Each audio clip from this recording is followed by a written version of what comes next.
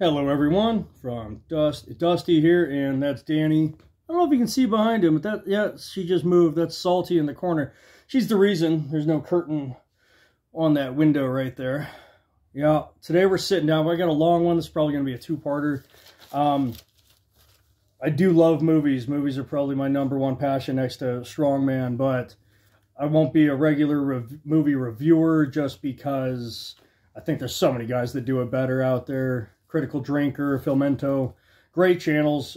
If I do more, I'll try to make it to do with what I want to talk about. And this one is to help men and women navigate propaganda. And I've never seen a film more propaganda-based, except for maybe Game Changers, right? Gladiators didn't eat meat. Are you kidding me? Archaeologists found nitrogen in their bones. Yes, they were meat eaters, you morons. Anyway, this movie, literally, I had to rewatch it to refresh my memory the other weekend and punish myself through it. I found myself pausing this to write notes so many times because there is just so many ludicrous moments in this movie, and I wanted to get them all. So we are diving deep into spoiler territory here. We're going to cover everything. I'll try to make it as fast as I can. And so therefore, I will shut up and dive right in. The movie literally opens with ballooned up pictures zoomed in on men's crotches and butts.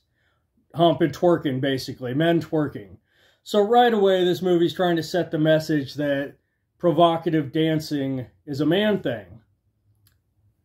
Which, again, unless that was a gay bar, you nor I have ever walked into any club where it was just men on the dance floor rubbing up and down on each other, humping the air. No. Just and that, oh, women don't dance, and if they do, they're 2 feet apart, like a middle school social. Right, so right away, we know this movie takes place in the fantasy realm of its creator's head. So immediately it cuts to these 3 businessmen, and they're all talking about how they effed over their female cohort at work because screw her, because everything's harder for women. Again, we're diving into fantasy world. And then they say, because she goes to, yeah, well, it's not our fault we steal our clients. Most of the meetings are on the golf course, and women aren't allowed on the golf course. Oh my God, what year is this? I challenge you, ask your friends, ask anybody, show me one golf course in the Western world, United States, England, Canada, Australia, Western Europe, that does not allow women, has a no girls allowed sign on the club. Women try to sign up and they say, no, you've got bobs and vagine. This is 2022, I guess 2021 when it came out, that we don't let women on the golf course. Again, fantasy world. So they see our protagonist, Cassie, played by Carey Mulligan, something like that. She's over on the couch. And I forgot to look it up. But I know here in Nevada, Vegas, the city of sin, it is actually illegal for a bar or casino or club to have passed out people. I used to work security at a casino myself, and I have friends that are several bouncers. You can lose your liquor license. You can lose your gaming license. No one is losing their gaming license because of the patriarchy, so a guy can take advantage of a passed out lady. We call them cabs. I have eyewitnesses before any of you call me a rapacist apologist. I have witnesses that will testify. Yes, Dusty calls people cabs, even when he's not working security. So, of course, he gets her back to her place. Hey, baby, he's trying to hit on her. Want to go back and let's go. Oh, she's drunk. I'm going to nail this chick. Pours some drinks. Pours himself this much and her this much. And then, so, let's see. She gets up. Ha, I'm not drunk at all, you piece of crap. You were going to have sex with me. And he's like, well, yeah. So then it shows her walking. We're made to think maybe he beat her up because she got what looks like blood on her calf. But no, turns out Cassie, our protagonist, is the world's sloppiest eater. It's ridiculous. She's got it on her calf. It's on her shirt. It's just cake. Her hand and arm are just caked in ketchup. She's disgusting. You're like, I've never seen anybody that's that sloppy of an eater. And I lived in South Dakota for 6 years with lumberjacks and shit, okay? Disgusting dudes that have a chunk of chicken right here on their teeth Monday, and on Thursday they still have it. disgusting. I've never seen any of them eat as sloppily as our Cassie here. Of course, some guys, some construction workers start heckling, "Hey, baby cat calling." That's the word I'm looking for. And she stops and stares at them, even though blind studies, random interviews with women on the street, most chicks actually say they don't mind being catcalled. Some find it flattering, but she stops and stares at them. So stunning. So brave. And then they go, "Yeah, screw you, bitch," because, you know, of course, men can't handle rejection. And that's what they do. They run off crying and screaming. I see it on social media all the time. I have a bunch of extra large women in my DMs who are trying to get me to break up with my girlfriend, calling her a skinny bee, all sorts of crap. When I reject them, I don't post it on social media, though, because that is a female trait, apparently. Most guys don't do that. I've even had one try to get a girlfriend fired. We both worked at FedEx, and I worked in the next town over, and she would call. She knew the girl, my boss, who I was dating, would deliver, so she would call and say, "Oh, she gave it to the wrong house. Have Dusty come over." Literally, it was ridiculous. My girlfriend had to wear her her cell phone in her pocket to record, "No, I'm not dropping it off at the wrong address." Yes, women are willing to get other women fired to get a guy's attention and call their girlfriend skinny bees, and "you only like skinny women," blah, blah, blah. But yes, only men take rejection badly in this movie. So anyway, she goes home. I stopped another one. She writes the dude's name down. Literally just hundreds of names in this book. Next, we see her at work. She works at a coffee shop, and she's rude to female customers. I found that interesting. Her boss is like, "You're so smart." It's one of those movies, and this isn't just female-driven movies. The feminist female, I don't want to compare feminists to women, because most women, a lot of women at least, see through that crap. But this is a thing in movies in general, like the last Jurassic Park movies. They keep talking about how, oh God, I want to call him Peter Quill. What's his real name? Chris Pratt. Chris Pratt's character there. "You're so great. You're so alpha. You're so tough. You're so cool." We never see it. They just talk about it. Well, in this movie, we keep hearing how smart Cassie is, but you never see it. They all talk, "You're so smart. You're so great. Why are you working at this coffee shop? You're too good for this place." And then a customer comes in. "Can I have coffee?" And she, "No." Just like that, "No." Isn't it your job?" "No." And the lady leaves. Cool. All right, so you're rude to women. That's fine. Female boss is standing right there, says nothing, lets her get away with it. I can imagine a movie with a male customer with a female boss, you know, the pink-haired one from Star Wars, General Gender Studies, who just berates a guy for no other reason than he has a penis, right? Anyway, so it didn't show up. Oh, okay. Oh, so next she's at, sorry, I made my notes here of the movie so I didn't leave anything out. Next she's at McLovin's house. It just shows her over there, and I don't know his real name. He will always be McLovin to me.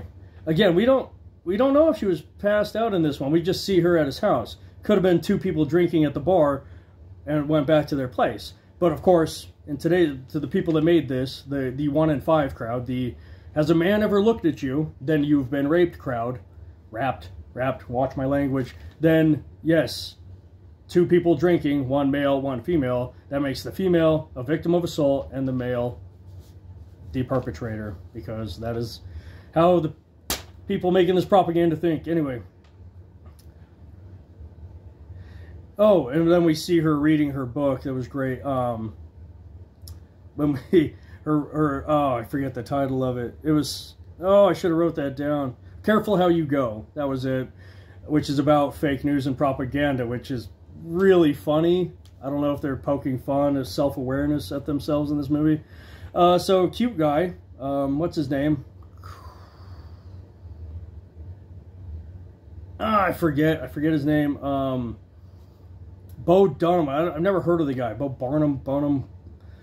Anyway, he comes in, and he went to medical school with her, and he went to medical school. Why are you working at a coffee shop? And apparently that is extra rude. That is a put down. So I said, oh, sorry, please, spit on my coffee. I'm not making this up. Please, spit on my coffee. I deserve it. So she spits in his coffee, and he drinks it because he's a good little simp.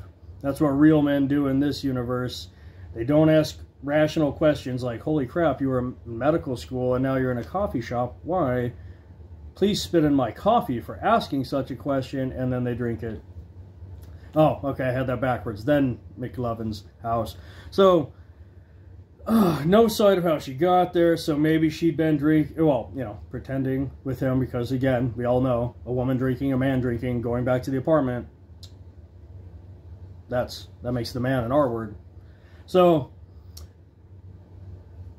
plus she tried, and he tries giving her blow, which actually would sober her up. Yeah, not very moral, it is illegal, but that would sober a woman right the F up. She was, you know, doing her act, oh, I'm so drunk, I can't stand up, which again would get you a cab home. In most of like 45 states, it's illegal to have people passed out in your bar or club. I don't know if the creators or fans of this film know that, but yeah, that would have sobered her up. That would have made her unsleepy, about to pass out, very sober and aware, and he offered it to her.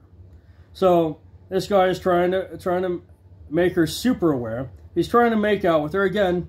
Two people making out. His hand. She doesn't go, dude, get off me. Well, she does say, oh, I should go, and he, oh no, please stay. But anybody who wanted the song "Baby It's Cold Outside" knows a woman said, oh, I really should go, and a guy saying, no, stay. Assault. Again, assault. So he's committing assault, but she doesn't say no or push him off. She waits till his hand gets there and then says, I'm sober. And he, oh no! Oh no! I mean, I offered you blow. I offered you something that was going to sober you right the F up. 100% sober and aware. But no, now that I know you're sober and not drinking, oh God, and we made out. And then this is my favorite part of the freaking movie. Let's see.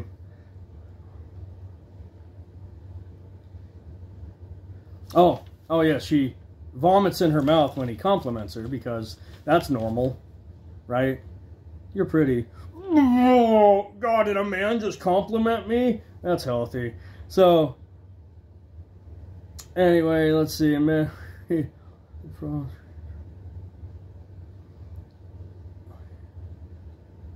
Oh yeah, she did pass out at one time, or at least pretend. And he wakes her up. Again, he doesn't put his hands anywhere. He wakes her up. Says, hey, baby, you awake? And so again, that's also rapist, is waking a woman up who fell asleep in your apartment. But this is my favorite part. This is the part I wanted to get to. After she's aware, and he's, oh my God, I was going to make love to a chick that wasn't even 100% sober. It gets better. She asks him, do you know my occupation, what I do for a living? No. How old am I? Oh, I don't know. How long have I lived in the city? I don't know. This is McLovin. I don't know. What are my hobbies? Sinister music's kicking up. What is my name? Wow. If making love to someone who doesn't know how long you've lived in the city or what you do for a living or your age, then I was R-worded a lot by chicks in my 20s. I was drunker. Does that count? Whoever made this movie, fans of this movie? Like, there's times I've put away easily 12 beers and a bunch of shots, and a chick had a beer. Am I still responsible? Did I R-word them? They were fully aware. I was not. I woke up in a strange house that I didn't know. They, to this day, don't know my hobbies or my name. So ridiculous. You can't even hook up with random strangers at a bar without knowing their occupation, age, how long they've lived, their hobbies. Because that's our word. Whoo! All right. So,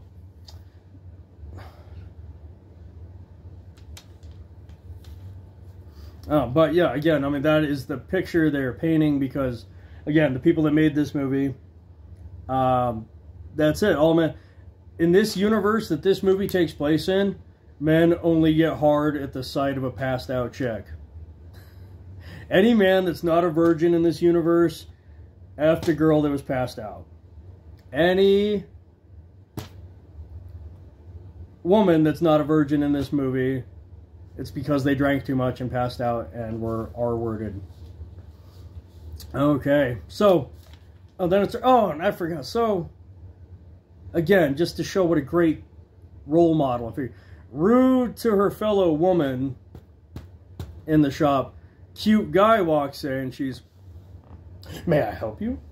I thought that was pretty funny, especially for the point they're trying to make. But of course, yes, if you read the comments on these films and have a discussion with the fans of this, it's not R-word the other way, because patriarchy, men have power, right? That's why non-white people can't be racist, because they are under the white person's thumb. Yes, women cannot be sexist pigs because they're under the thumb of man. Yes, so anything they do is okay. Doing the same behavior that they would call toxic in a man, when they do it, makes them stunning and brave. Okay, so it's her 30th birthday. That was funny. Look, I'm not trying to show her. Look, I'm going to be 37 this year. My hairline's going right there. That's fine. I think you can see more of my head through my hair. It's definitely thinning. There's nothing wrong with being 37, looking 37. But for a casting, like Tom Cruise is 5'5". Why'd you cast him to play the 6'5" Jack Reacher? Makes no sense. This girl's supposed to be getting her 30th birthday. And let's just say the actress playing her, Carey Mulligan, hasn't been carded since Bush was president. Okay, everything around this area and her throat has been losing the fight with gravity for a while.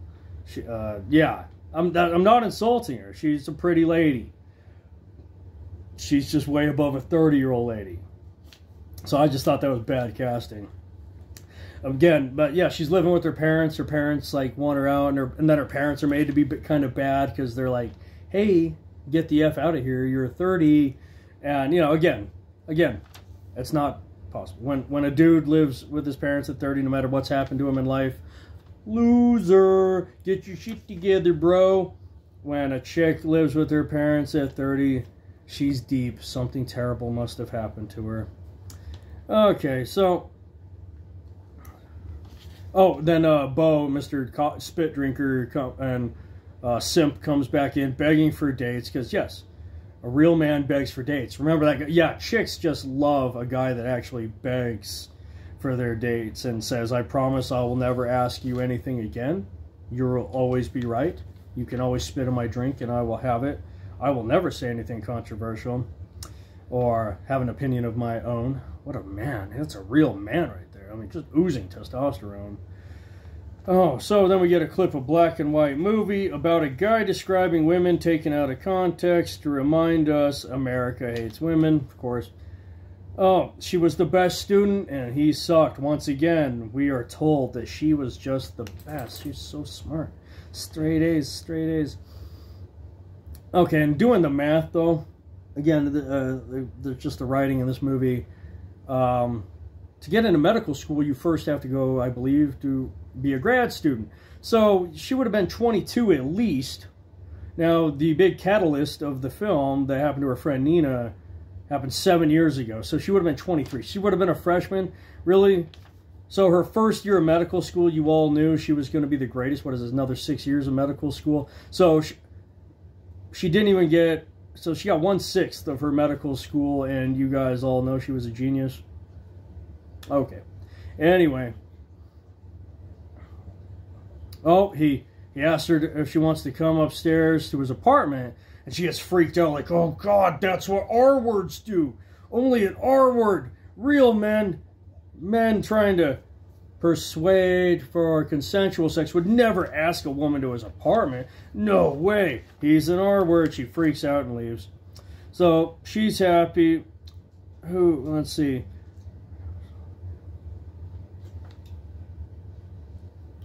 Oh, who never saw the meme, right? That only a real man can fix a broken woman.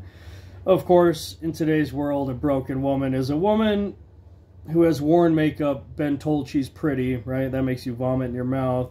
Or if this movie says, has had a few beers too many and effed a dude who probably also had a few beers too many. That is a broken woman in this world. Let's see. Oh, so she... Okay, I'm going to wrap this up. We'll make this a two-parter because I'm kind of getting long here. But she... This was just great, right? We saw the conversation in the beginning, which I'm sure was a knock on whatever Trump... You remember that big issue? Oh, locker room talk. Guys, oh, this is how... That's totally how men talk, too, when we go to the bar. We're just looking around the bar, laughing at the women we F over at work all the time, because that's what we do. Laughing about the golf course that doesn't allow women, because, again, apparently this movie was made in 1722, not 2022. Again, show me the one golf course in America that has a no women policy. Again, I dare you. I'll give $500 to one person that finds that, and it wasn't shut down immediately. But anyway, she meets her simp, spit-drinking boyfriend for the first time, the boss, and just straight up asked, kill any children? Because he's a pediatrician. Kill any children? He said, I've lost patience. She said, yeah, well, stop killing children. Yeah, that, again, man does it. Toxic, toxic, toxic. Man talks about sleeping with women. Toxic. Woman meets a doctor.